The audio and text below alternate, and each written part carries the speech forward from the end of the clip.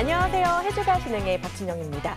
자, 세상에는 참 내 마음대로 안 되는 일이 생각보다 많은 것 같습니다. 시장도 마찬가지인 것 같은데요. 시장도 종목도 내가 생각한 대로 잘 가면 참 좋겠지만 그렇지 않아서 우리가 좌절하게 되는 경우가 정말 많은 것 같습니다. 자, 그럴 때 옆에 좀 든든한 버팀목이 있으면 참 좋겠죠. 그 버팀목 저희 해주가가 되어드리도록 하겠습니다. 오늘도 여러분을 위해서 1시간 꽉 채워드릴 테니까 저희와 끝까지 함께해 주시길 바랄게요. 자, 그리고 또 저희 해주가 똑똑하게 즐기는 법이 또 있죠. 저희 해주가 홈페이지를 이용하는 건데요. 참여 방법 화면으로 안내해 드리도록 하겠습니다. 자, 먼저 포털 사이트에 해주가를 검색하고 저희 홈페이지에 들어가 주세요. 들어가시면 저희 전문가들의 사진이 쭉 뜨는데요. 사진을 클릭하고 들어가시면요. 전문가의 이력이 쭉 나옵니다. 그리고 그 아래에 노란색으로 무료 채팅창 들어올 수 있는 버튼이 있고요. 그 아래에는 빨간색으로 라이브 방송 들어갈 수 있는 버튼이 있습니다. 전문가와 소통 원하시는 분들 이용해 주시면 좋겠고요. 자, 그리고 홈페이지 화면 상단에 보시면요. 방송 다시 보기 버튼이 있습니다. 클릭하고 들어가시면요. 그동안 방송했던 해주가 VOD가 쭉 뜨는데요. 강의 복습하시면 참 좋겠습니다. 여러분을 위한 홈페이지 공간이니까요. 많이 들어오셔서 즐겨주시길 바랄게요. 자, 본격적으로 해주가 시작해 볼 텐데요. 오늘은 가상화폐 이야기 나누는 시간 마련했습니다. 어떤 분과 함께 하실지 궁금하시죠? 화면으로 먼저 만나볼게요.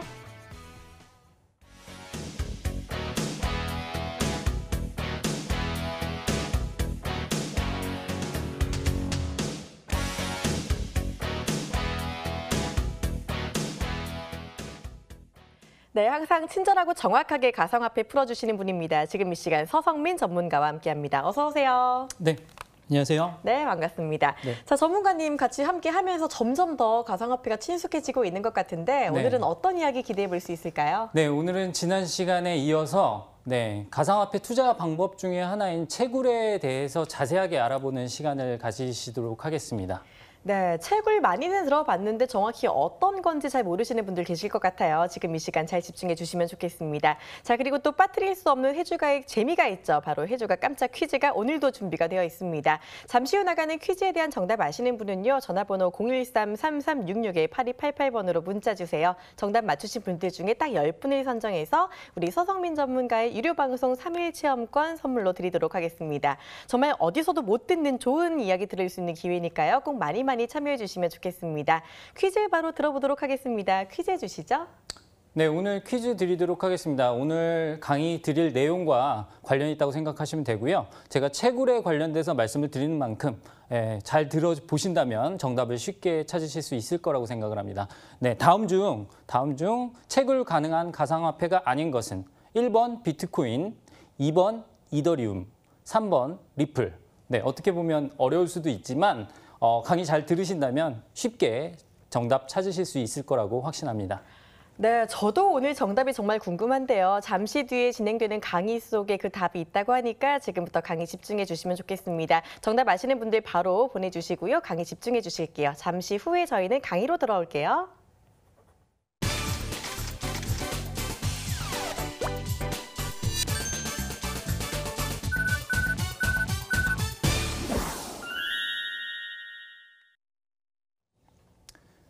네, 오늘은 지난 시간에 이어서 가상화폐 투자 방법 중에 하나인 채굴에 대해서 자세하게 알아보는 시간 가지도록 하겠습니다.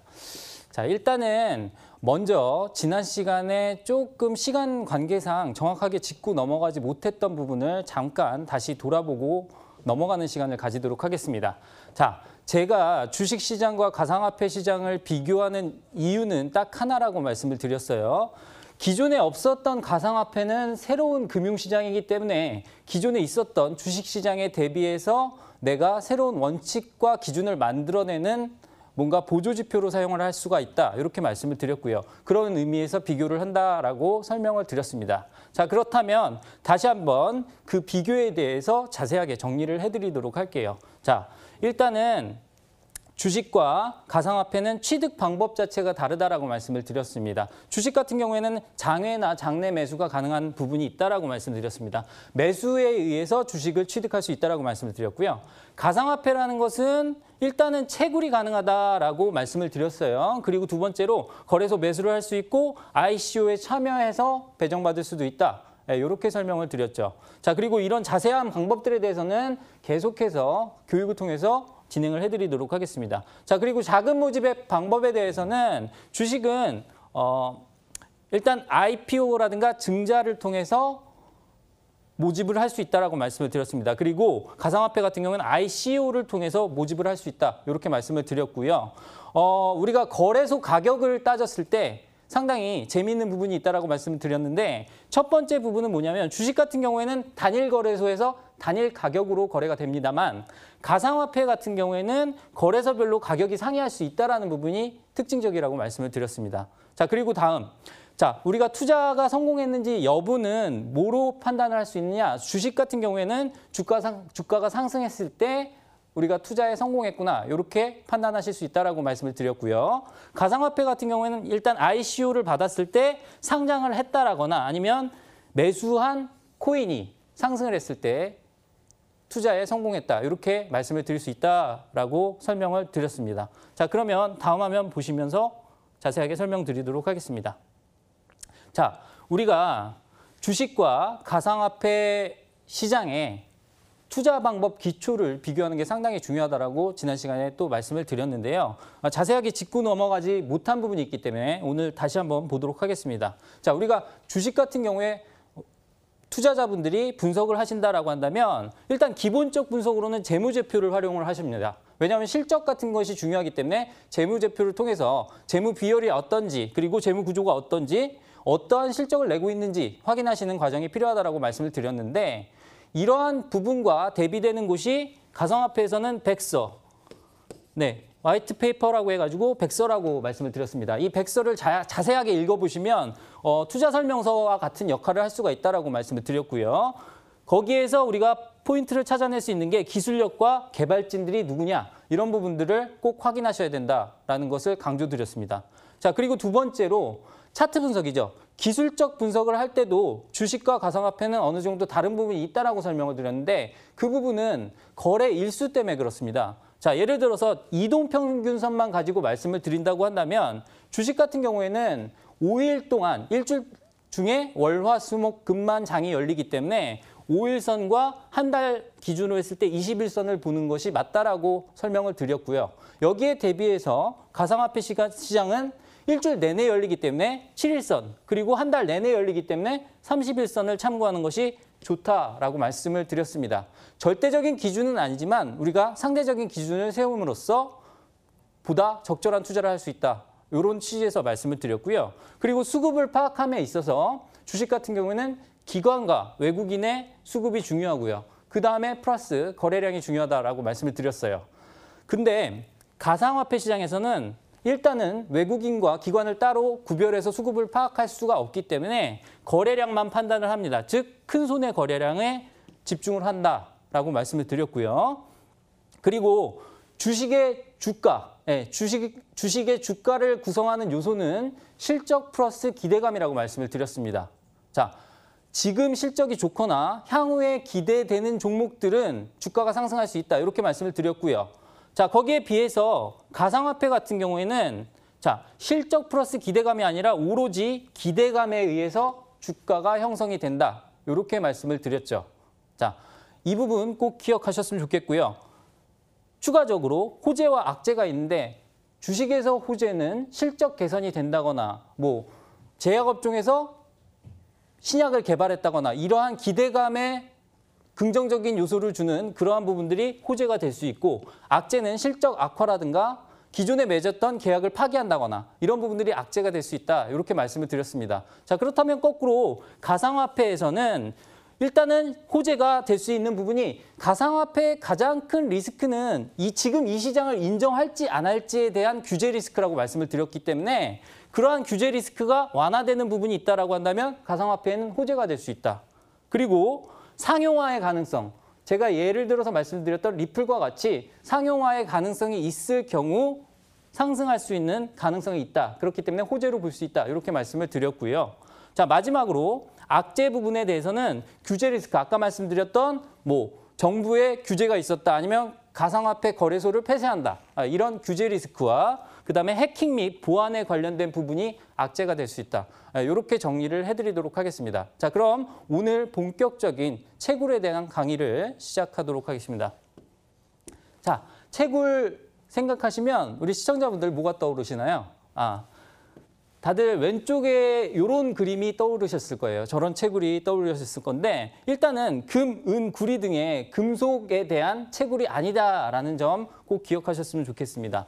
네, 그래서 이게 아니고요. 자, 여기 보이시는 멋진 컴퓨터 기계들이 보이죠. 이러한 컴퓨팅 기계들을 통해서 채굴을 한다라는 것에 집중을 하셔야 되겠고요. 자, 이게 어떻게 가능한지는 일단 기술적인 부분이기 때문에 간단하게만 설명을 드리도록 하겠습니다. 자, 우리가 가상화폐라는 것을 구성하는 가장 큰 기술적인 요소는 블록체인입니다. 자, 블록체인은 블록이 사슬처럼 연결되어 있는 걸 말씀드린다고 했어요. 자, 그렇다면 이 블록이라는 것 자체를 만들어내는 과정을 채굴이라고 얘기를 합니다. 이 블록은 어떻게 만들어내느냐? 복잡한 수학식을 풀면서 만들어내는 게 채굴이에요. 과연 왜 그런 짓을 할까요? 그런 짓을 하는 이유에 대해서는 조금 이따가 다시 한번 설명을 드리도록 하겠고요. 여러분들이, 우리 시청자분들이 그리고 투자자분들이 꼭 기억하셔야 될 부분은 일단은 채굴이라는 과정이 블록을 생성하는 과정이기 때문에 복잡한 컴퓨팅 기계가 필요하구나. 이 정도까지 알고 계시면 되겠습니다. 자, 그렇다면 다음 화면에서 좀 더 자세한 부분을 알아보도록 하겠습니다. 자, 제가 말씀드릴게요. 자, 과연 얘를 왜 채굴한다라는 용어로 표현을 하기 시작했을까요? 자, 그 원론적인 부분부터 말씀드리도록 하겠습니다. 첫 번째입니다. 자, 일단은 채굴이라는 용어는 희소하다는 의미를 나타냅니다. 자, 자원의 희소성을 나타낼 때 우리가 채굴이라는 용어를 사용합니다. 자, 그 말씀인즉슨 뭐냐면 제가 처음에 말씀드릴 때 비트코인의 특징 중에 하나는 다른 화폐와는 다르게 발행량이 제한되어 있다라고 말씀을 드렸습니다. 아무리 많이 채굴해봤자 2,100만 개까지밖에 안 된다고 말씀을 드렸어요. 그렇기 때문에 얘를 캐내는 과정, 얘를 채굴하는 과정이 필요하게 되겠고 이러한 의미에서 우리가 희소성의 과정에서 채굴이라는 용어를 사용했다라고 보시면 되는 게 첫 번째고요. 자, 두 번째는 얘가 오픈소스이기 때문에 자, 더 간단하게 말해서 퍼블릭 체인입니다. 퍼블릭 체인이란 건 누구나 다 참여할 수 있다는 얘기예요. 자, 근데 이걸 역으로 한번 말씀을 드려볼게요. 자, 블록체인이란 게 있어요. 이게 되게 좋은데 여러분들 참여하세요 라고 말을 합니다. 그러면 여러분들 참여하세요 라고 했을 때 참여할 사람 아무도 없습니다. 왜냐? 사람들은 자기한테 이득이 되는 뭔가가 있어야 참여를 할 동기가 생기게 되죠. 그 동기를 부여한 것이 뭐냐면 이 블록의 생성에 참여를 하면 비트코인을 만들어 주겠다. 이게 바로 채굴의 원리입니다. 자, 이 비트코인이라는 생태계를 블록체인이라는 생태계를 하나하나 만들어내는 사람에게 참여하는 사람에게 내가 비트코인을 제공한다. 이것이 채굴의 의미다. 이렇게 받아들이시면 그 의미가 쉬울 거다. 이렇게 정리를 해드리겠고요. 자, 그렇다면 이러한 과정을 통해서 희소성과 블록체인의 보상 시스템으로서의 채굴이라는 용어를 채택했다. 이렇게 보시면 이해가 쉬우실 거라고 판단을 합니다. 자, 그렇다면 다음 화면을 보시면서 조금 더 자세하게 공부를 해보도록 하겠습니다. 자, 우리가 채굴을 하잖아요. 자, 채굴을 할 때 우리 시청자분들이 내가 채굴에 투자를 해야지, 채굴을 한번 해봐야지라고 생각이 드시면 일단 고려하실 사항이 있습니다. 자, 그거에 대해서 말씀을 드리겠습니다. 자, 채굴 시 수익. 채굴 시 수익은 뭘까요? 채굴을 했을 때 내가 받은 코인이겠죠. 내가 채굴을 하는데 코인을 몇 개 받았다. 이게 채굴 시 수익이겠죠. 이 코인의 가격이 내가 거래소에서 샀을 때보다는 가치가 높아야 채굴했을 때 이익이 난다라는 부분 우리 시청자분들 그리고 투자자분들 꼭 기억하셔야 됩니다. 다시 내가 시장에서 사는 것보다는 채굴했을 때 얻는 게 커야지 채굴의 동기가 부여가 되겠죠. 그 부분 꼭 기억하시고요. 다음 화면 보시도록 할게요. 자, 그렇다면 채굴 시 수익이 어떻게 되느냐? 자, 보세요. 채굴 시 수익은요, 당연히 가상화폐의 가치에서 채굴 원가를 빼야 됩니다. 자, 채굴 원가가 뭘까요? 자, 우리가 삽 들고 곡괭이 들고 금이나 구리를 채굴한다고 하면 내 노동력이 그 원가가 되겠지만 지금 이 가상화폐 시장은 채굴에 필요한 것이 바로 장비입니다. 장비죠. 우리가 비트코인을 채굴할 때는 ASIC라는 것이 필요하고요. 이더리움을 채굴한다라고 했을 때는 GPU가 들어갑니다. 네, 그래픽 카드라고 할 수가 있겠죠. 그래서 이런 것들에 대한 장비 가격이 들어가는데 이걸 바로 채굴 원가라고 하고요. 이것뿐만이 아닙니다. 우리가 컴퓨터 장비를 쓰잖아요. 그럼 얘를 가만히 냅두는 게 아니라 계속 돌려야 됩니다. 계속 컴퓨터한테 일을 시켜야 됩니다. 일을 시켜야 되기 때문에 이 컴퓨터가 일을 하기 위한 뭐가 필요하냐? 전기세가 필요하죠. 그래서 이 모든 것들을 타진 게 채굴 원가가 됩니다. 그래서 이 채굴 원가보다는 수익이 많이 나와야 내가 이득이 난다. 이것을 꼭 기억을 하셔야 된다라는 부분을 강조드리겠고요. 그럼 다음 화면 보시면서 정리를 해드리도록 하겠습니다. 자, 채굴 고려사항에서 채굴 원가란 것은 바로 아까 말씀드린 전기세 플러스 장비 가격입니다. 우리가 쉽게 말해서 이렇게 GPU 4개 들어가 있고 4개 들어있는 컴퓨팅 기계 자체 하나 사는데 대략 한 400만 원 정도 든다 생각하시면 돼요. 원가가 상당히 많이 들어갑니다.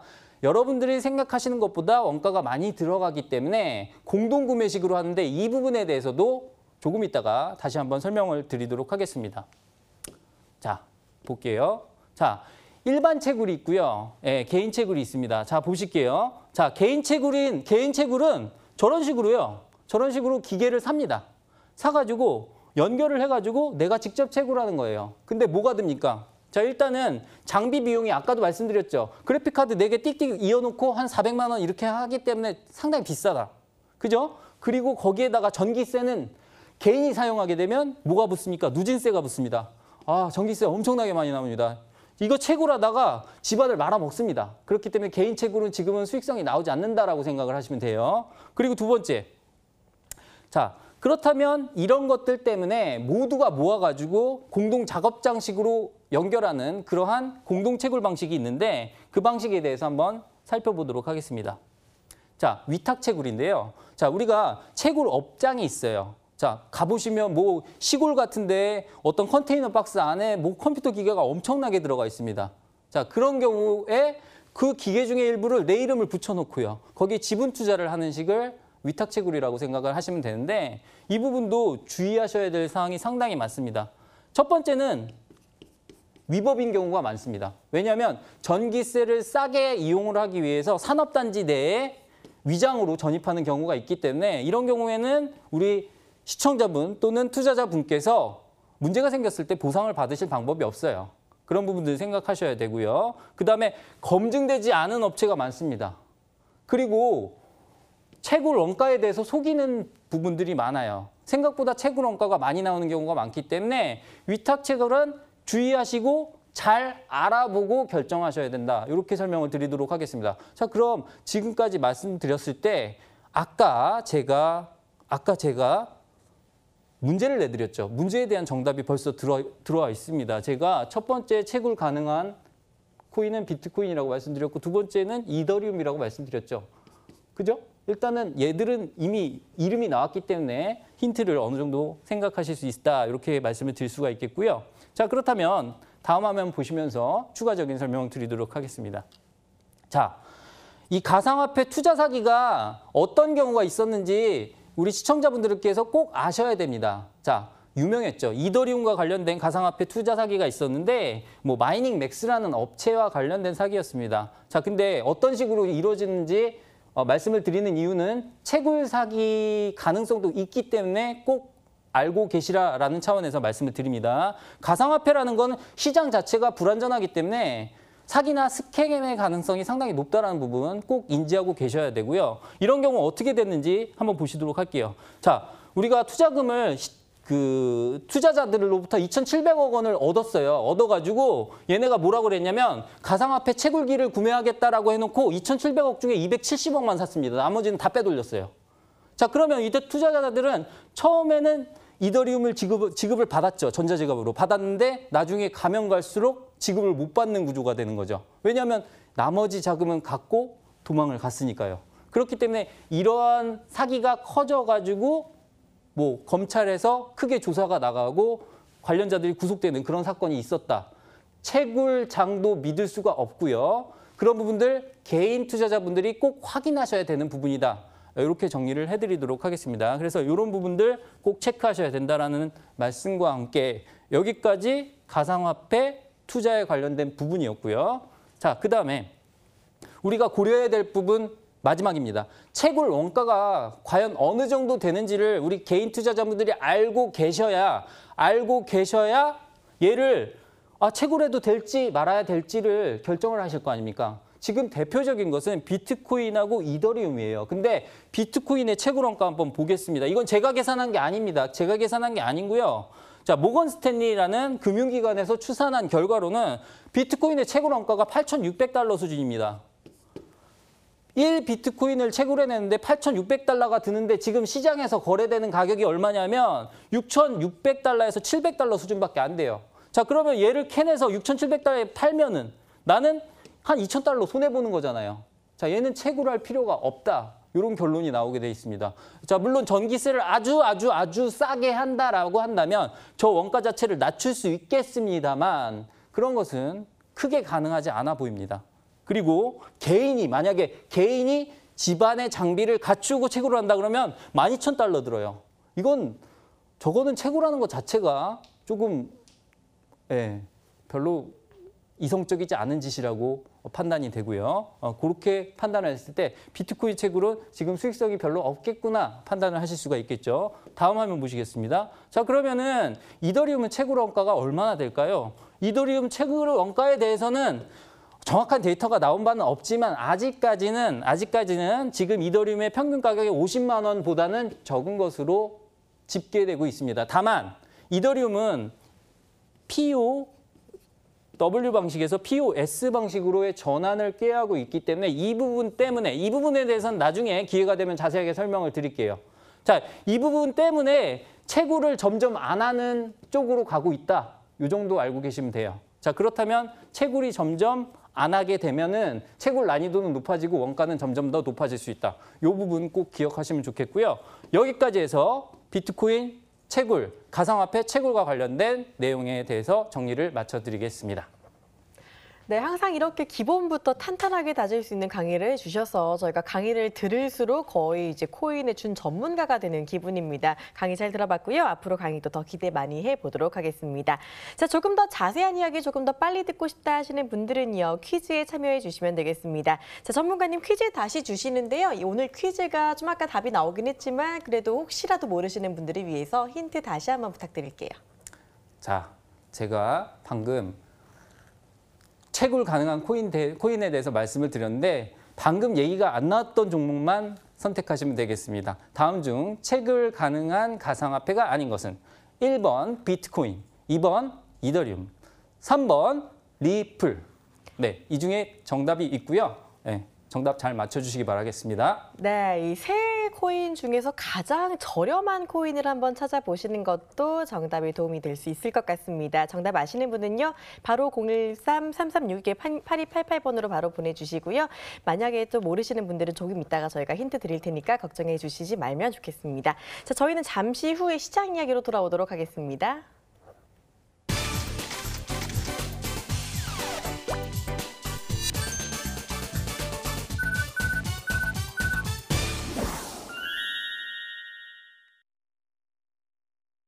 네, 이어서 오늘 시장 움직임 함께 알아보도록 하겠습니다. 자, 오늘 코인 시장 분위기가 썩 좋지가 않습니다. 전문가님, 거의 전 종목 하락하면서 거의 새파랗게 물들고 있는데 지난주랑은 조금 다른 흐름을 보이고 있죠. 네, 그렇습니다. 이 분봉 보니까 많은 종목들이 오늘 아침부터 슬슬 하락하더니 조금 전에 한 6시쯤부터 막 급락이 나오는 것 같아요. 왜 이렇게 많이 하락하나요, 지금? 자, 일단은 오늘 특별한 시장의 이슈는 없습니다. 다만 지난주와 지지난주에 어느 정도 코인 시장이 반등을 준 부분이 있는데 그 부분에 대한 차익 실현 매물이 아닌가 싶어요. 왜냐하면 기존의 그 가상화폐 투자자분들은 워낙에 높은 가격에 매수하셨기 때문에 일단은 빠져나올 수 없는 수준이라고 생각을 하고 가정을 하고 최근에 들어간 신규 물량들은 어느 정도 차익 실현을 하는 물량이 나올 수 있다. 이렇게 생각을 하고요. 제가 시장을 봤을 때 어느 정도 비트코인이라든가 아니면 이오스 그리고 이더리움 등 좀 시총이 높은 코인들의 경우에는 지금 어느 정도 차익 실현의 매물이 나올 수 있는 그런 구간에 진입했다 이렇게 생각이 듭니다. 그래서 일단은 차트들을 한번 살펴보도록 하겠습니다. 일단 네. 비트코인 차트를 살펴보시면 최근에 아까 말씀드렸던 6,000달러를 찍고 올라오는 모습을 보였지만 일단 760만 원, 70만 원대를 넘지 못하고 하락하는 모습을 보이고 있습니다. 최근까지 봤을 때 제가 지난주에 말씀드렸던 것 같은데 비트코인 선물 만기가 도래하면서 일단 시장에 어느 정도 반등이 나오는 구간이 진입을 했어요. 지난주 초부터 해가지고. 그래서 진입을 하고 나서 한 20%까지는 아니더라도 한 10% 내외의 반등폭을 다 줬거든요. 주요 가상화폐들이 줬다가 어제와 오늘 조금 많이 빠지는 모습을 보이고 있는데 제가 걱정되는 부분은 이겁니다. 자, 다른 부분은 아니고요. 자, 가격이 빠진 것 자체는 중요하지 않습니다. 하지만 이 가격이 빠질 때 거래량을 많이 실었느냐 안 실었느냐가 중요한데 제가 한번 보여드리면서 말씀을 드리도록 할게요. 자, 이날입니다. 이날 봤을 때 7월 8일인데요. 이날 거래량이 상당히 많이 터진 부분이 있었어요. 많이 터졌는데 이때 거래량이 많이 실리면서 올라준 매물들이 거의 동일한 수준의 거래량을 실으면서 매도에 참여했다. 이렇게 보신다고 한다면 일단은 비트코인의 일정 부분 차익 실현 매물이 나왔다. 아니면은 요때 들어가신 분들은 오히려 차익 실현이 아니라 손실 구간일 거란 말이죠. 그 부분은 아무래도 실망 매물일 수 있다. 왜냐하면 비트코인 자체가 6,000달러까지 위협을 받았던 적이 몇 번 있었으니만큼 이번에도 6,000달러 가는 거 아니야? 이렇게 생각하실 수도 있었겠다라는 판단이 듭니다. 그래서 일단은 720만 원대, 700만 원대 초반은 강력하게 지지해주고 있는 모습을 보이고는 있지만 일단은 그때의 매물들이 소화되는 과정 자체가 중요하다. 이렇게 설명을 드릴 수가 있겠고요. 좀 하락이 크게 나왔던 종목 중에 이오스가 있는데요. 이오스도 마찬가지입니다. 거래량이 상당히 많이 터진 부분이 있기 때문에 이오스는 당분간은 조금 관망하는 전략이 필요하다. 이렇게 말씀을 드릴 수가 있겠습니다.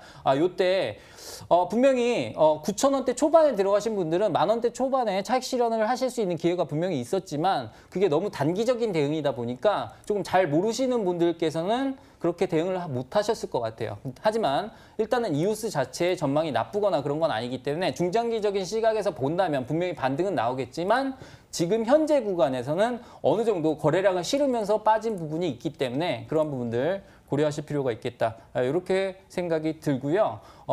일단 당분간은 횡보장세가 이어지지 않을까 싶습니다. 왜냐하면 여기서 더 빠지기는 조금 힘들다라는 게 제 생각이고요. 특히나 비트코인이라든가 이더리움, 리플 같은 경우에는 기존에 지지를 강력하게 해줬던 그런 자리 부근에 와 있기 때문에 계속해서 바닥 부분을 다져가면서 횡보하는 구간이 이어지지 않을까 하는 게 제 생각입니다.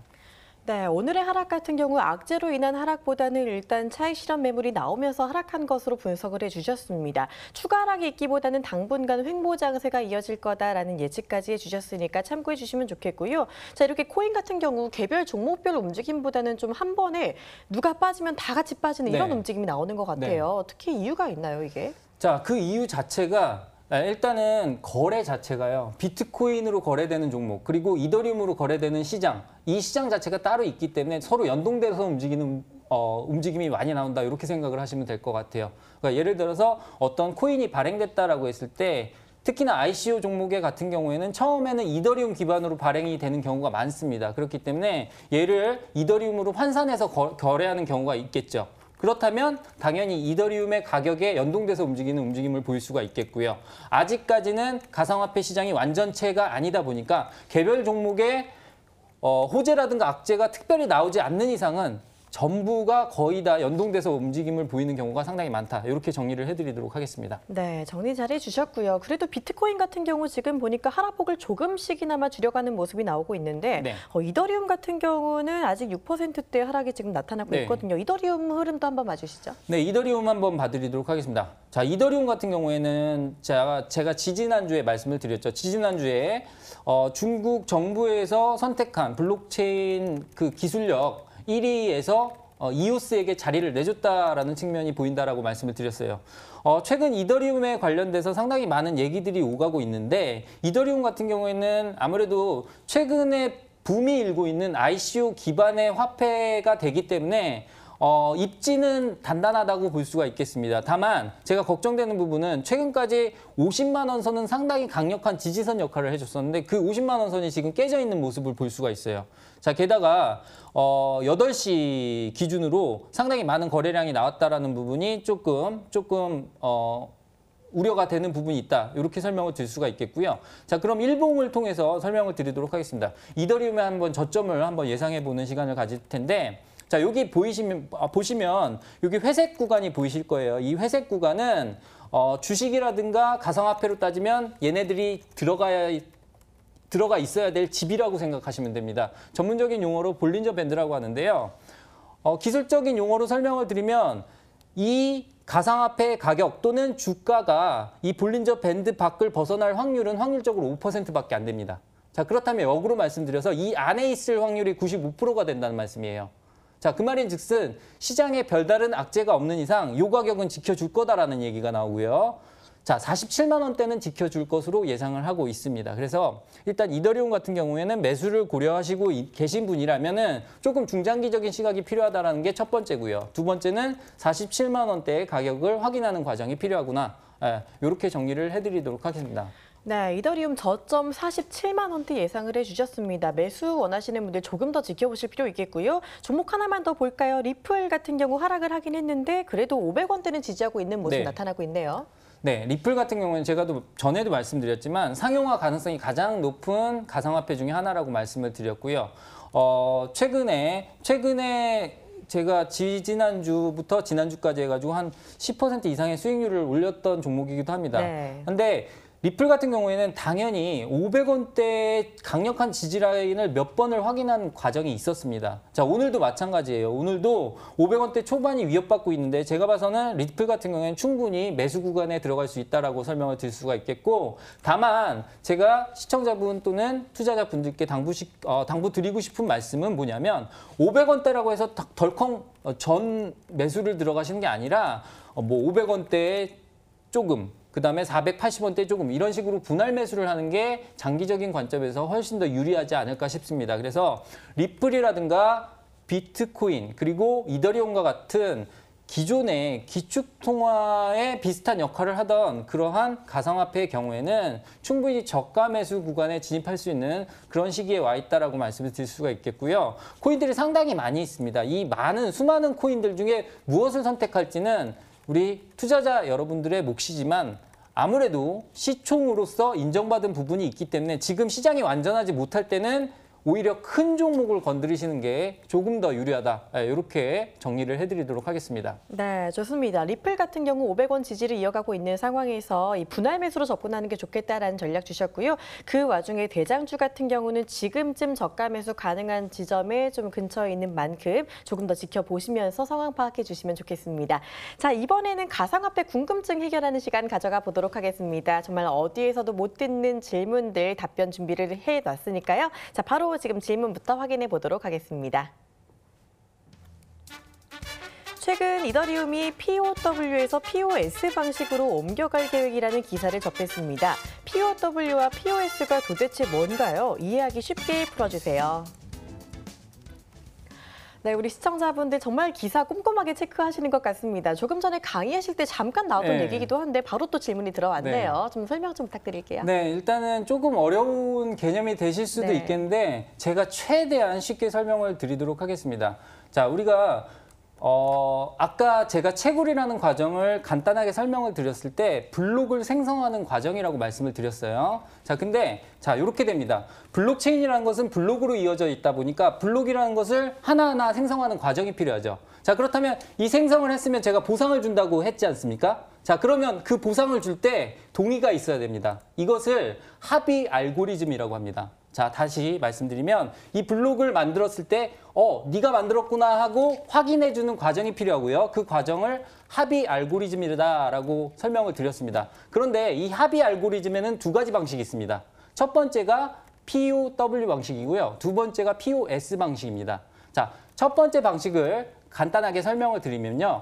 POW는 Proof of Work입니다. 네, Proof of Work의 줄임말이고요. 이 work는 여러분들이 잘 아시는 일이죠, 일. 그래서 얘를 한국말로 번역을 하면 작업 증명 방식이라고 합니다. 자, 이게 무슨 소리냐? 아까 말씀드렸죠. 채굴은 연산 과정이라고 그랬습니다. 컴퓨터끼리 경쟁을 붙어요. 경쟁이 붙어서 컴퓨터가 일을 하죠.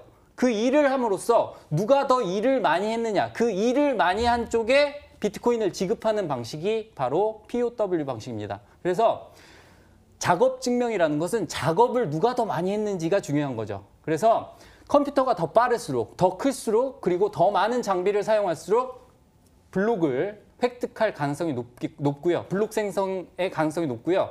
그 생성한 사람은 당연히 비트코인이라든가 이더리움을 보상받을 가능성이 높아지겠죠. 그런 방식을 POW 방식이라고 합니다. 자, 그런데 이 POW 방식에는 문제점이 있습니다. 그 문제점이 뭐냐? 당연히 누가 더 작업을 많이 하는지 경쟁을 하다 보니까 전기세가 많이 들어갑니다. 그래서 친환경적이지 않아요. 여기서도 컴퓨터를 돌리고 저기서도 컴퓨터를 돌리고 전 세계에서 컴퓨터를 돌립니다. 그것 때문에 수많은 전기세가 나옵니다. 그러면 당연히 거기에 들어가는 자원들이 낭비가 될 테고요. 그래서 자원 보호 측면에서 그리고 환경 측면에서 별로 좋지 않다라는 그러한 얘기들이 나오게 되었고요. 그러한 얘기들 때문에 나왔던 대안으로서 나온 것이 POS 방식입니다. 자, POS 방식을 설명드리면 간단하게 약자로 Proof of Stake입니다. Stake라는 것은 지분이고요.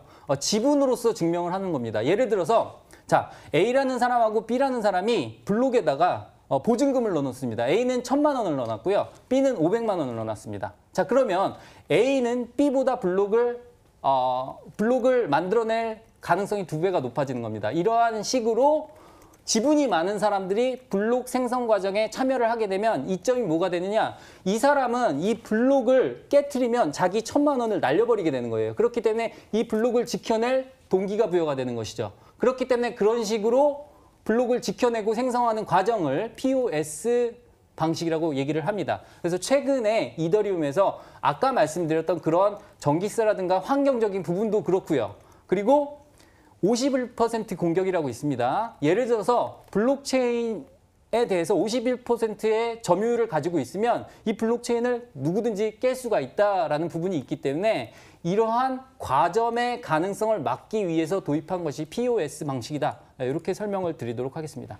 네, 이렇게 설명을 잘해 주실 수가 없습니다. 하나의 강의를 또 미니로 들은 것 같은데요. 이제 어느 정도 충분히 답변이 되셨을 거라고 생각을 합니다. 자, 그 다음 질문도 바로 화면으로 만나보도록 할게요. 저는 기프토라는 코인에 관심이 있는데요. 빗썸 거래소에서는 500원대인데 왜 업비트 거래소에서는 100원대인가요? 그럼 무조건 저렴한 곳이 유리한 거 아닌가요?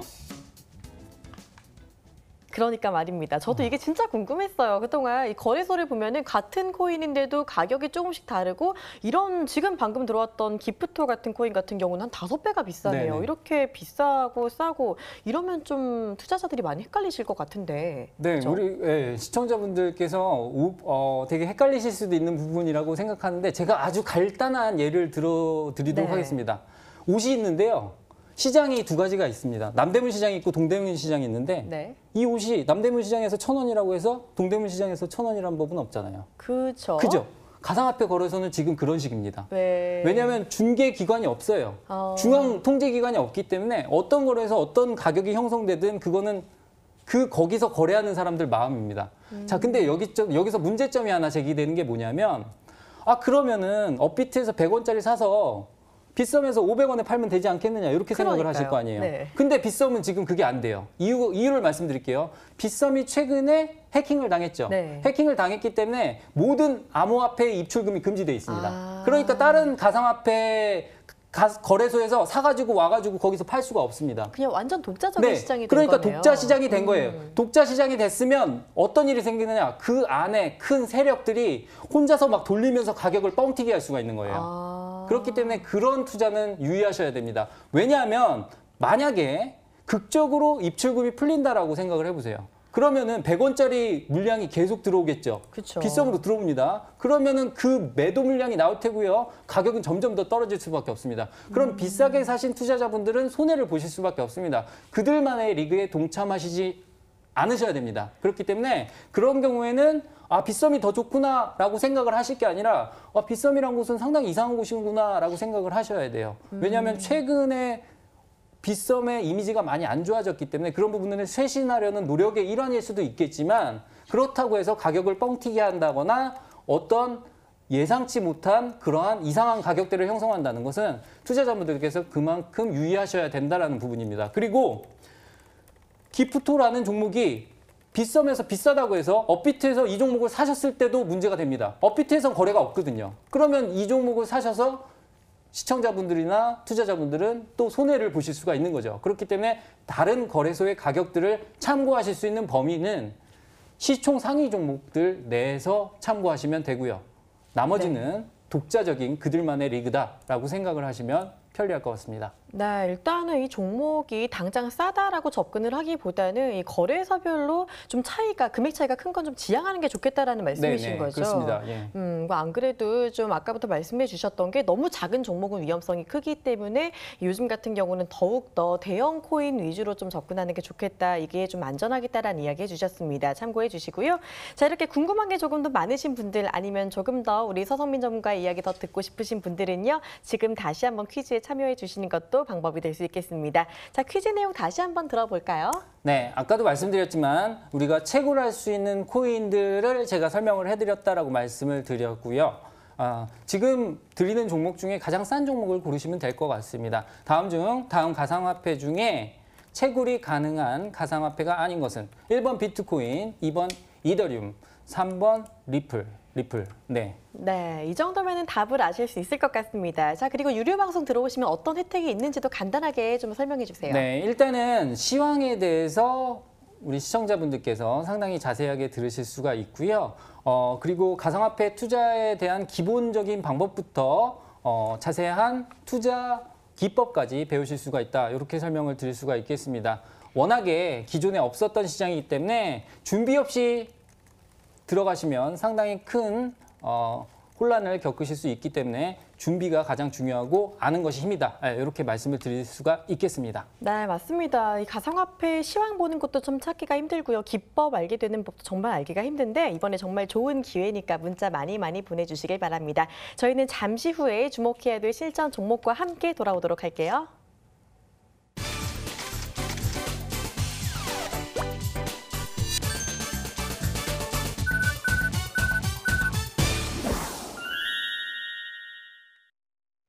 가상화폐 종목 뭘 봐야 될지 모르겠다 하시는 분들 지금 이 시간 집중해 주시면 좋겠습니다. 확실하게 오를 것 같은 종목 꼽아서 좀 소개해드리는 시간 이제 가져가 볼 텐데요. 자, 전문가님 오늘은 어떤 종목 가지고 오셨는지 소개 부탁드릴게요. 자, 일단은 오늘 제가 상당히 고민을 많이 했습니다. 왜냐하면 네. 시장 자체가 워낙에 안 좋기 때문에 이 중에 어떤 종목을 골라야 드려야 되나 고민이 상당히 많았는데요. 자, 힘든 때인 만큼 가장 강력한 종목을 선별해 드려야겠죠. 그 강력하다라는 말씀은 지금 시세가 강력하다라는 말씀이 아니고 기반이 탄탄한 종목을 말씀드리는 게 좋다라고 생각이 듭니다. 자, 일단은 제가 오늘 소개해 드릴 종목은요. 우리 시청자분들 너무도 잘 알고 계시는 비트코인입니다.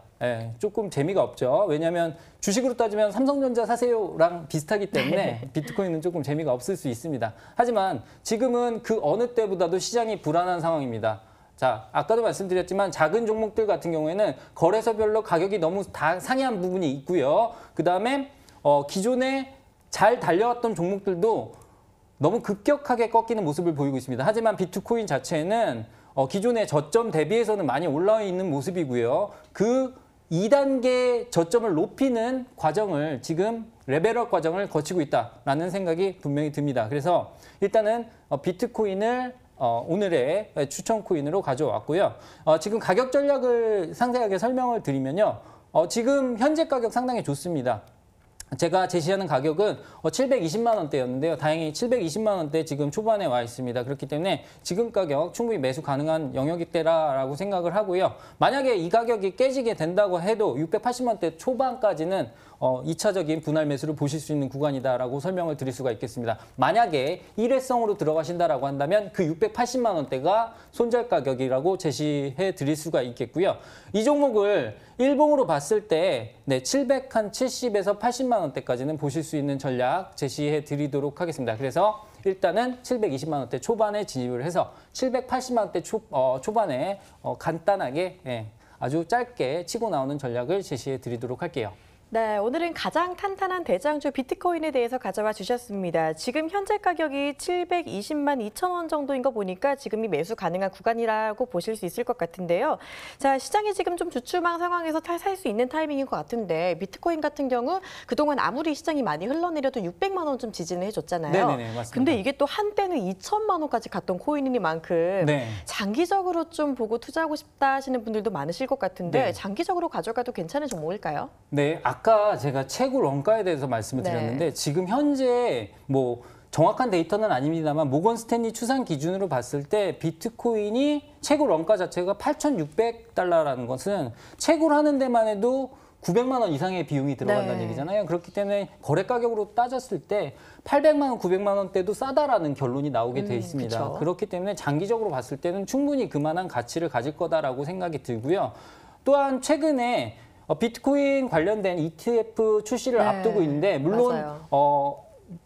SEC에서 허가를 아직까지 내주지 않고 있습니다만 이번에 조금 긍정적인 소식이 나오지 않을까 싶어요. 네. 근데 비트코인 ETF가 나오게 된다면 아무래도 그만큼 상품으로서의 가치를 인정받고 그리고 자본시장에서의 입지를 다지는 격이기 때문에 그런 부분에서 봤을 때는 조금 더 비트코인에 대해서는 조금 긍정적인 시각을 갖고 접근하는 게 좋지 않을까 하는 생각을 해봅니다. 네, 조금 더 장기적으로 투자할 수 있는 종목이다라고 말씀해 주셨고요. 말씀이 나온 김에도 여쭤볼 게 네. 이 비트코인 ETF가 만약에 좀 도입이 된다면 네. ETF도 투자를 해볼 만할 것 같기도 한데 네. 코인에 직접 투자하는 거랑 ETF에 투자하는 거랑 어떤 차이점이 있을까요? 이거는 쉽게 설명을 드릴게요. 쉽게 네. 설명해서 내가 주식을 들어갈지 펀드를 들어갈지와 똑같습니다. 아. 주식은 수익률이 더 높을 수가 있죠. 네. 하지만 펀드는 분산 투자의 효과가 있기 때문에 조금 더 안정적인 수익률을 얻을 수 있다는 측면에서 내가 어떤 코인을 선택할지 모르는 그러한 투자자의 경우에는 시장을 추종하는 인덱스 펀드와 비슷한 비트코인 상장지수 펀드, 즉 비트코인 ETF에 투자하시는 게 훨씬 더 좋다라고 생각이 들고요. 내가 초과 수익을 얻고자 하는 투자자의 경우에는 차라리 개별 종목 코인들을 공략하는 게 좋겠다. 이렇게 설명을 드릴 수가 있겠죠. 네, 주식과 펀드의 차이라고 아주 쉽게 설명을 해주셨네요. 그리고 제가 또 하나 여쭤보고 싶은 게 있는 게 이 비트코인이 몸집이 되게 크잖아요. 네네. 지금 700만 원이 넘는데 비트코인에 투자를 좀 하고 싶어도 한계가 너무 비싸서 사기가 어렵다라고 생각하시는 분들 계실 것 같아요. 네. 좀 쪼갤 수 있는 방법이 있나요? 비트코인은 호가 자체가 뭐 0.001 이런 식으로 사토시 단위로 되기 때문에 비트코인은 얼마든지 쪼개서 매수하실 수 있습니다. 네, 네. 그렇습니다. 이 비트코인 매수 원하시는 분들 잘 참고해 주시고요. 자, 한 번만 더 가격 전략 마지막으로 짚어주시죠. 네, 비트코인 가격 전략 다시 한번 제시해 드리도록 하겠습니다. 네, 오늘 가격대 좋은 가격대에 와 있습니다. 720만 원대 초반 충분히 매수 가능한 영역이다. 이렇게 설명을 드릴 수가 있겠고요. 목표가는 780만 원 제시해 드리도록 하겠습니다. 그리고 2차 분할 매수 관점에서는 680만 원이 2차 분할 매수 가격이 될 수도 있고요. 단일 진입인 경우에는 680만 원을 손절가로 짧게 잡아놓고 대응하시기 바라겠습니다. 네, 이렇게 실전 종목 비트코인에 대해서 들어봤습니다. 저희는 잠시 후에 돌아오도록 하겠습니다.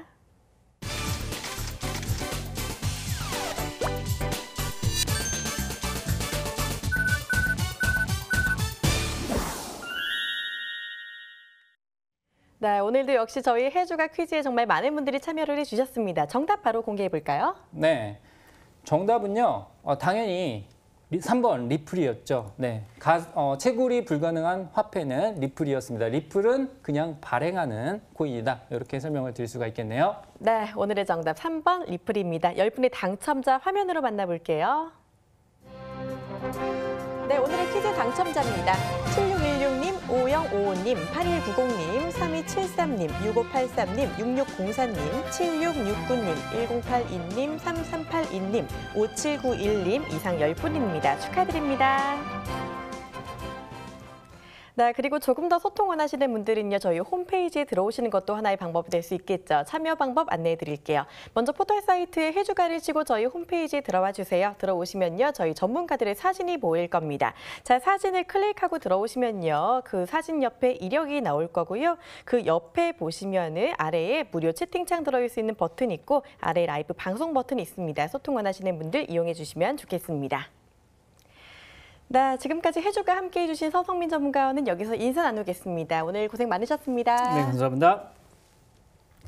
네, 오늘 저희는 여기서 인사드리고요. 저희는 내일 다시 찾아뵙도록 하겠습니다. 시청해 주신 여러분 고맙습니다.